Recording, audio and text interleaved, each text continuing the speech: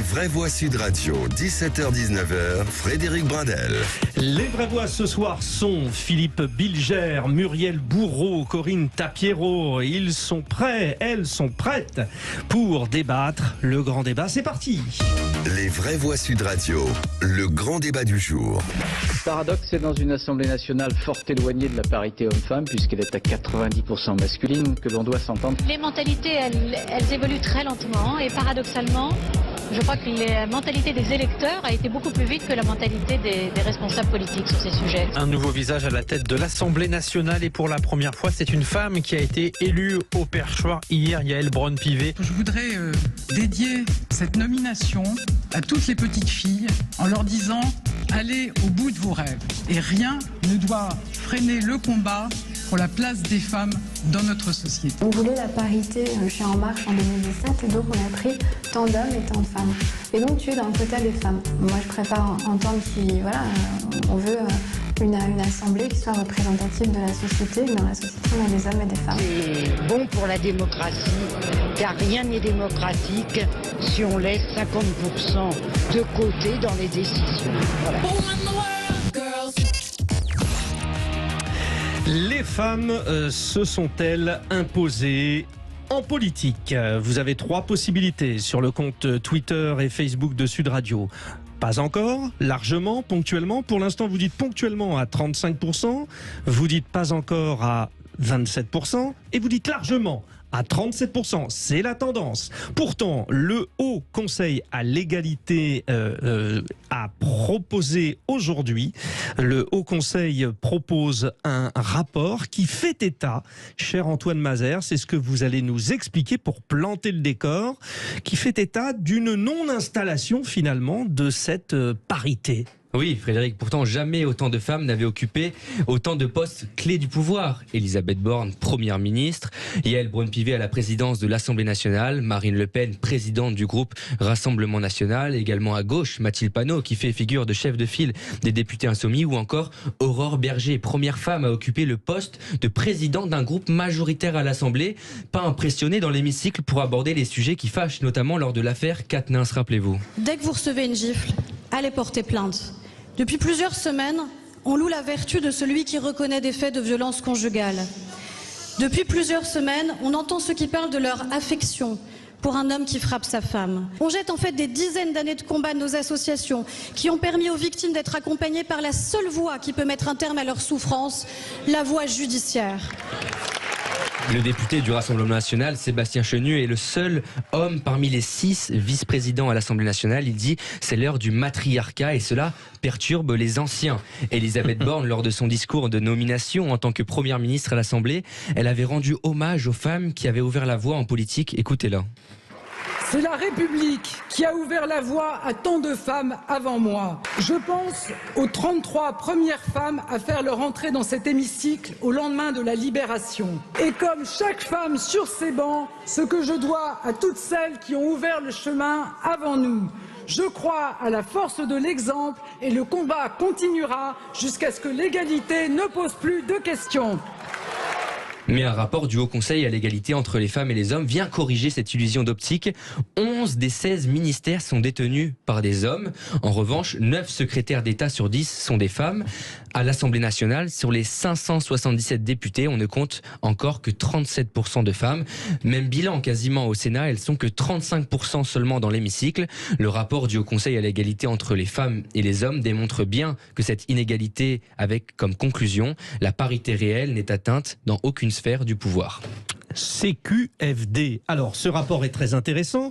Nous, le rapport de force des vraies voix ce soir, c'est avantage à ces dames, et notamment 2 dames qui se sont lancées et qui se vivent au rythme aussi de la politique, Corinne Tapiero et Muriel Bourreau, aussi par une espèce, on va dire, de délicatesse. Je vais commencer par vous, cher Philippe Bilger. J'en suis ravi parce qu'après la contradiction, mais j'ai trouvé très très intéressant le propos d'Antoine par rapport à une parité mathématique. que je trouve pour ma part grotesque, hein. Mais je ne me dissimule pas. Évidemment, on peut considérer que les femmes n'ont pas gagné, c'est une évidence. Mais en même temps, sans tomber dans la simultanéité macronienne, j'ai l'impression, et des éléments, des exemples démontrent, que les femmes commencent à l'emporter dans beaucoup de secteurs. Et par exemple, le hasard a fait que j'ai lu un entretien hier de l'excellente Catherine Ney qui dit que dans le domaine des médias, les femmes, selon elle, l'emportent largement. Donc, j'ai à la fois l'impression que par rapport à une parité idéale, si on y croit, les femmes, évidemment, sont très en deçà encore des espérances, mais que pourtant, ça bouge tellement qu'on a l'impression que les femmes retrouvent du poids, trouvent de la force, même dans le domaine politique. Évidemment, je laisse de côté les harcèlements, ces choses-là. Et donc, c'est peut-être plus complexe qu'on le pense. Muriel Bourreau, sur le vécu, notamment au Conseil régional d'Île-de-France, la présidente Valérie Pécresse, vous êtes une de ses proches. Est-ce que, en termes de vécu, on va dire qu'il y a encore cette espèce de malaise à être une femme en politique lorsqu'on se retrouve dans une assemblée d'hommes qui n'avaient pas l'habitude de faire avec vous ? Alors, je ne l'ai pas du tout ressenti au Conseil régional d'Île-de-France, en tous les cas. Depuis mon arrivée, je ne saurais pas dire combien on est de femmes, très honnêtement, au Conseil régional. Je pense qu'on doit être la parité, puisque sur les listes, c'est une femme sur 2. Initialement, donc je pense qu'on doit être... très sincèrement, je ne sais pas, là je vous parle dans le flou, mais je pense qu'on doit être proche de la parité. En revanche, vous dites, donc, enfin pas en revanche, Par contre, mais... du coup, excusez-moi, je vous coupe. Mais moi qui viens du monde consulaire, là, on n'y est pas du tout à la parité. C'est-à-dire que sur 96 présidents que nous étions 16 femmes. Donc là... Et on parle de parité homme-femme, mais même en termes d'âge, moyenne d'âge, on n'a pas du tout notre place. C'était très compliqué.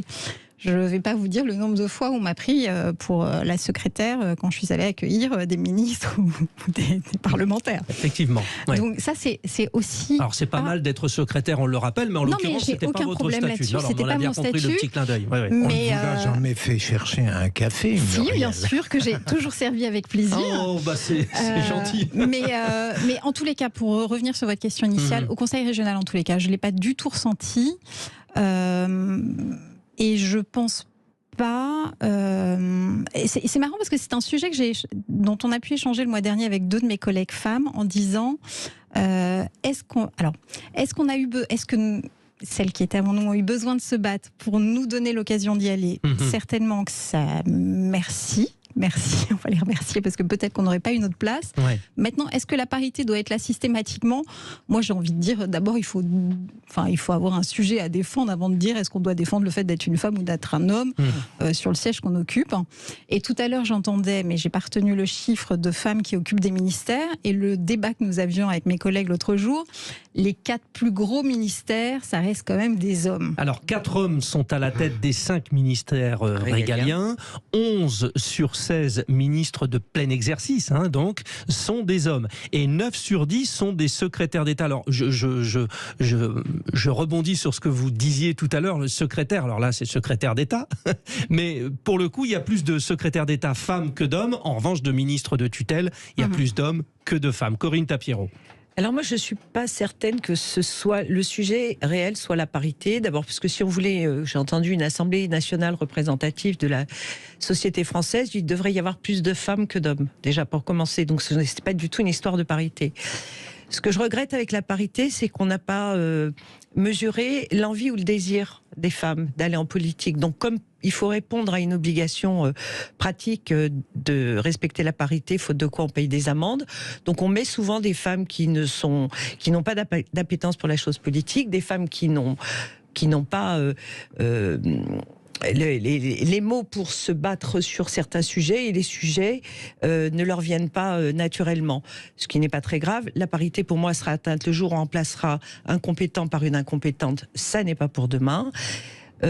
Effectivement, on parle beaucoup des femmes du gouvernement parce qu'elles sont très mises en avant, et essentiellement ça.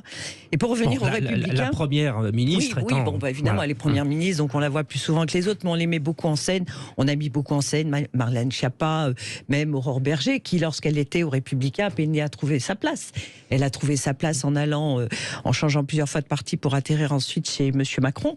Mais moi, je reproche par exemple aux Républicains, et c'est peut-être la caricature des partis un peu anciens, qui ont une vraie histoire. PS et LR qui ont d'ailleurs chacun présenté une candidate à l'élection présidentielle. Oui, et avec le succès qu'on connaît. Avec le revers impressionnant, on vous l'accorde. Alors, est-ce qu'il y a eu présomption d'incompétence qui pèse sur les femmes? Pas du tout, parce que pour le coup, Marine Le Pen, elle, était au deuxième tour. Oui, non, mais je pense que c'est pas une présomption d'incompétence. Ce sont des partis anciens qui sont structurés autour d'hommes politiques qui ne veulent pas abandonner leur place, qui n'acceptent l'arrivée de nouveaux que s'ils les ont cooptés. Et d'ailleurs, il y avait une petite plaisanterie aux Républicains qui était connaissez-vous le féminin de député? C'est suppléante.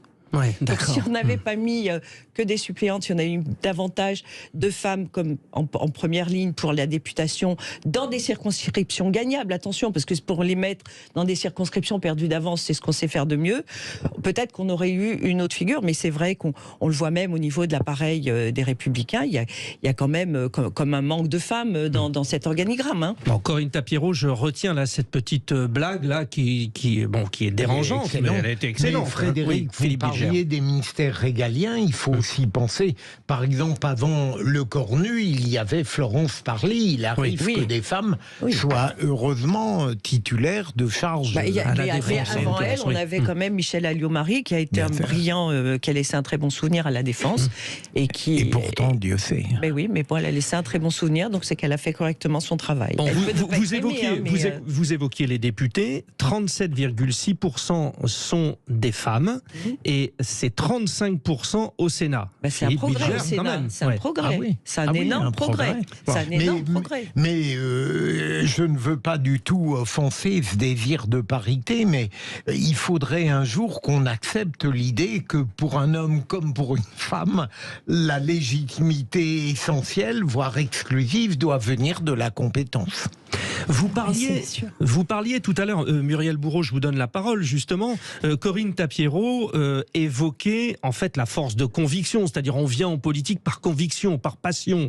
Est-ce que le fait d'avoir fait appel à des femmes pour répondre à certains quotas, on n'a pas toujours des gens de conviction? Vous sentez ça aussi? C'est ce que je redisais tout à l'heure, qu'il fallait d'abord aller chercher les compétences avant de chercher, savoir s'il fallait mettre une femme ou un homme sur un siège. Donc ça, c'est une chose. Et puis... excusez-moi, du coup, j'ai perdu un peu le fil de ce que je voulais vous dire. Mais sur le positionnement de la femme, il y a aussi une chose, c'est que peut-être que cette loi fait qu'il y a peut-être des femmes qui n'ont jamais osé y aller parce qu'elles ne se donnaient pas le droit d'occuper ces postes qui, grâce à ça, leur ont permis d'y aller. Alors peut-être pas sur des postes qui correspondent à leurs attentes ou à leurs besoins ou à leurs compétences, et ça leur a peut-être permis...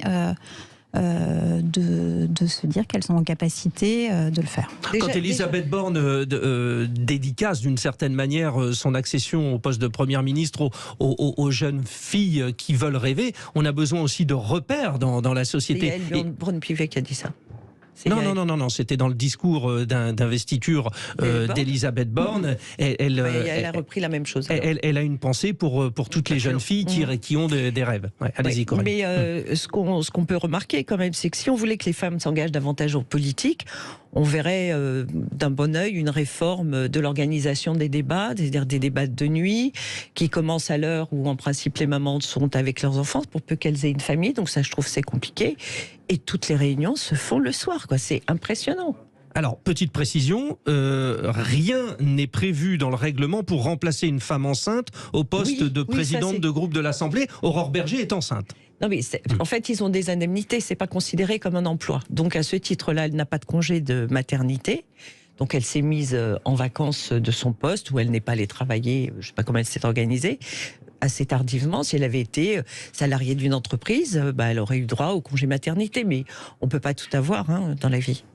C'était passionnant, en tout cas vous le dites sur le compte Twitter de Sud Radio, il reste encore des choses à faire pour arriver à cette espèce d'égalité, alors qu'il ne soit pas tant quantitative que qualitative et vice-versa. Il faut trouver là aussi la bonne formule. Mais en tout cas, vous dites donc que les femmes se sont imposées en politique, pas encore à 27%, largement à 38% et ponctuellement à 34%. Dans un instant, nous retrouvons nos vraies voix avec d'autres thèmes et notamment dans le tour de table. Chacun va y aller de sa force de conviction, vous allez voir.